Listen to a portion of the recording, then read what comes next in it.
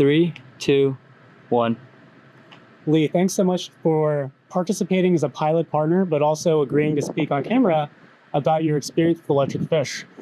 But before we actually get to the system, I want to talk a little bit about why we thought that this system might be a good fit for CPG. Well, thanks for inviting me to do this today. One of the problems with remote proving ground areas for automotive is bringing in all the utilities you need to run your facility. And especially with the push for electric vehicles, it takes a lot of power, a lot of electricity to be able to run a proving ground like that. So one of the things we wanted to do was bring in a system like this that would run on relatively low power, but yet provide a fast charging experience. Right now at the proving ground, we're pretty much out of utility power. So this provided a great solution for us to be able to charge vehicles at a fast rate without having to invest in a lot of infrastructure. Yeah, thanks so much, Lee. I think diving deeper into the actual installation itself, what was already here at this site, at this location, and what did our system tap into? So we had 220 and 440 available right here from a previous setup that we had. So the power was here. It was just a matter of hooking it up and plugging it in. It was super simple.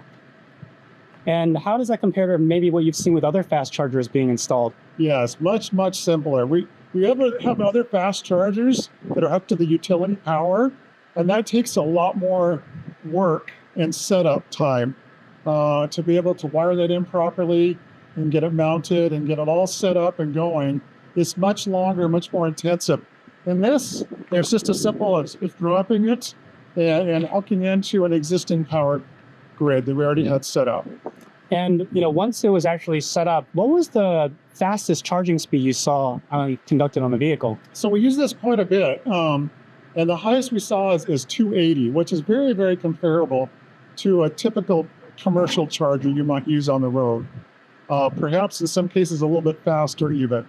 Yeah. So it's worked out really well for us. Excellent. And say on a busy day, I know you guys were conducting some high performance testing.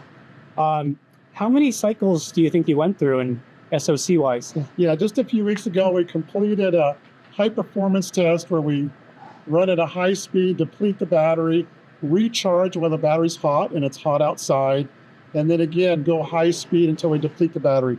And we did that cycle about 4 times, which is a pretty severe event to be able to go from 10% to 90% continuously over and over again. So after 4 times, that was about the maximum we could do in one day, and plus that was the end of the test. So it worked out perfectly for us. It was a great fit. And with this being a dual port charger, did you only use the one port, or did you actually get some dual port testing as well? No, we use both the NACS and the CCS charger, and sometimes at the same time.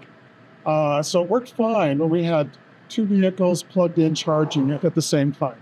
That's great. And thinking about the cost to get this system up and running versus, say, a traditional charger, what's the difference? Yeah, this is quite a much cheaper solution. We have other systems that have cost us much more to set up and operate. This one was pretty simple, and again, the cost was very reasonable.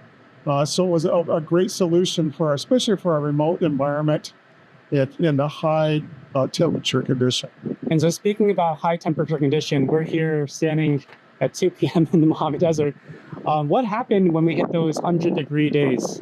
Yeah, so that was one of the big things that I really wanted to understand out with this system, just to test it in the highest temperature possible. And that's why we waited to do this pilot program in the summer, because we do have multiple days over 100, sometimes 110 plus degrees. And I really wanted to stress the system and see how well it would work. And so far, no issues at all.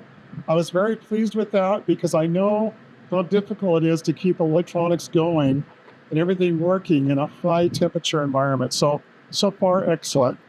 That's great to hear. We've talked a little bit about the deployment experience, but I want to hear about the user experience as well. Anything that stood out there? Yeah, so for the user experience, we could easily pull up, plug in, the great thing about this system, I was really pleased when it came, is it's a hard button to start it and stop it.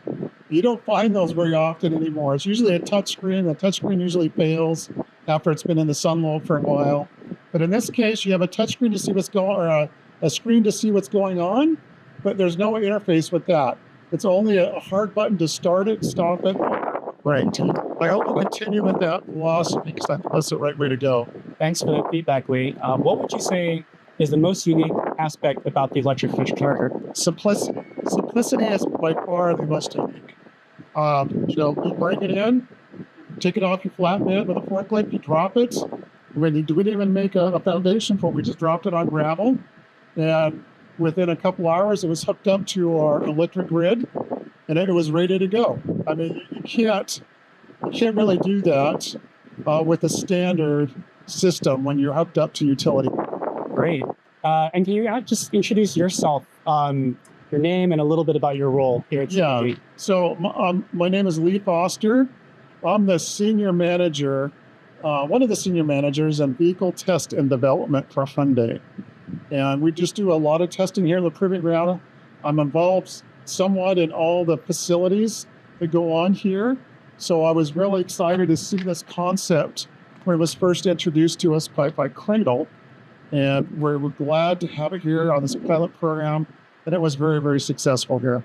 Great. And final question. Now that you've had your experience with the ElectricFish charger, would you want more? Yes. Yeah, we'd like to get more of these, and I think in the future that's where we'll be headed. It's a very reasonable solution. It's quick, it's low cost, and it just provides a lot of flexibility. So yeah, we look forward to having more of these on site in the future. I think that's a wrap. Cool. Excellent.